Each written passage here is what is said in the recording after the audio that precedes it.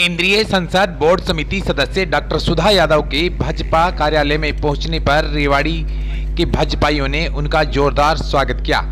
इस अवसर पर डॉक्टर सुधा यादव ने कुश्ती संघ के चुनाव में कुछ खिलाड़ियों के अनुरूप परिणाम न आने पर कहा कि कमेटी द्वारा कराए गए चुनाव पर विश्वास करना ही होगा।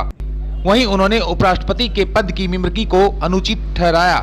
इसी के साथ डॉक्टर सुधा यादव ने खुद के चुनाव में उतरने के सवाल पर कहा कि शीर्ष के नेतृत्व के फैसले होने पर ही वह चुनाव की इच्छा जाहिर करेंगी। कुश्ती संघ के चुनाव के बाद एक बार फिर बवाल मचा है, खिलाड़ी अपने मेडल को लौटा रहे हैं, उस पर क्या? किसी पर तो विश्वास करना ही पड़ेगा। सुप्रीम कोर्ट की कमेटी बनाई गई, सुप्रीम कोर्ट के अंदर और जो विषय उन्होंने उठाए उनकी जांच भी चल रही है और कमेटी ने के तत्वाधान में चुनाव हुए हैं। किसी तो चुनाव को आप फेयर मानेंगे कि हाँ भाई ये चुनाव फेयर है, और इस तरीके का आप व्यवहार करते हैं, ये बहुत गलत है। और मेरा तो ये मानना है कि जो कल बजरंग पूनिया ने भी किया है अपना पदक लौटाने का, आप विरोध दर्ज कर सकते हैं, किसी बात के ऊपर असहमति दिखा सकते हैं, लेकिन एक बार विचार करके तो देखिए कि आप किसी भी सम्मान का अपमान कैसे कर सकते हैं कि आप जाकर के सड़क के ऊपर मेडल रख देंगे। तो ये उनको भी सोचना चाहिए, कुछ चीज़ें उनको भी सीखनी चाहिए। और मुझे तो कभी कभी ऐसा लगता है कि हुड्डा जी और उनके बेटे का हाथ ज़्यादा दिखाई देता है। पहले उनके घर पर मीटिंग करते हैं और फिर बाहर जाकर के कोई जूते फेंक देता है और कोई मेडल फेंक देता है। तो क्या ये राजनीति से प्रेरित है? इस पर भी लोगों को देखना चाहिए। आगे के चुनाव में इंडिया गठबंधन को लेकर क्या कहेंगे? अभी तो उस गठबंधन का मुझे कोई बहुत बड़ा स्वरूप दिखाई नहीं देता।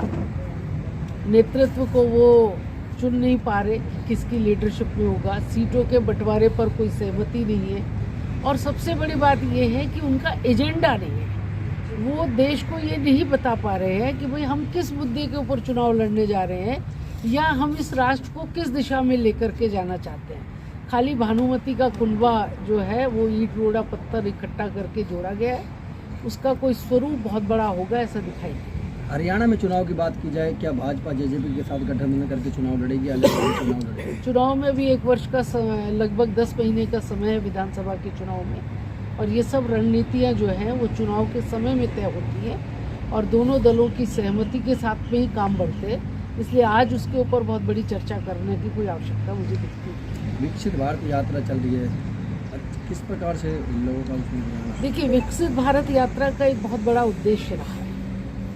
जब हमने एक लक्ष्य रखा है कि इस राष्ट्र को विकसित राष्ट्र बनाना है, तो उसमें उस लक्ष्य के अंदर हर जनमानस की सहभागिता हो, उसके मन में भी ये विश्वास जागे कि हमको राष्ट्र को विकसित बनाना है, उसमें सब लोग उसको जुड़ सके, इसके निमित्त ये यात्रा है। इस यात्रा के माध्यम से सरकार की योजनाएं जन जन तक पहुंचाना, जिनको लाभ मिला है उनसे संपर्क करना और जिनको लाभ नहीं मिल पाया किसी भी कारण से उसको त्वरित वहीं पर लाभ देने का काम करना, इसके निमित्त इस यात्रा को चलाया गया है, जिसमें सरकार की योजनाओं का जमीनी स्तर के ऊपर कैसे उतरे, बीच में किसी का भी कोई बिचौलियापन ना हो और लोगों को लाभ मिल सके, जीवन स्तर को बदला जा सके, ये विकसित भारत। देखिए, संसद की सीढ़ियों के ऊपर बैठ करके देश के उपराष्ट्रपति के लिए, जिनका संवैधानिक पद है और देश में नंबर 2 के पद पर जो विराजमान है,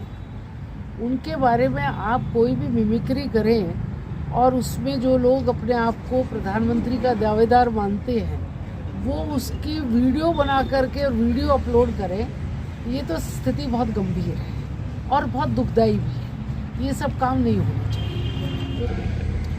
हरियाणा में हम 10 की 10 सीटें जीते, जिस तरीके से पिछली बार हम लोग जीते थे उसी तरह का माहौल भी है और उसी तरीके का जीतेंगे भी। और लोगों को देश के नेतृत्व के ऊपर बहुत बड़ा भरोसा है, लीडरशिप के ऊपर भरोसा, योजनाओं का जमीन तक जाना, डेवलपमेंट के कामों का होना, अनेकानेक ऐसे विषय हैं जिनके ऊपर लोगों का विश्वास जागा है और यही विश्वास हमको जीत की तरफ ले जाए। क्या सुधा यादव मेंबर ऑफ पार्लियामेंट के इलेक्शन के लिए दोबारा मैदान में आएंगे? ये फैसला तो देखिए राष्ट्रीय अध्यक्ष जी ही करेंगे, जैसा वो कहेंगे उस तरीके का काम करेंगे। और अभी तक भी हमारे यहाँ पर कोई अपने आप तो सोच ही नहीं सकता कि मैं आऊँगा कि नहीं आऊँगा। ये नेतृत्व का फैसला है जिसे सब लोग स्वीकार करते हैं और कार्यकर्ता भी जिसको कमल का फूल मिलता है उसके साथ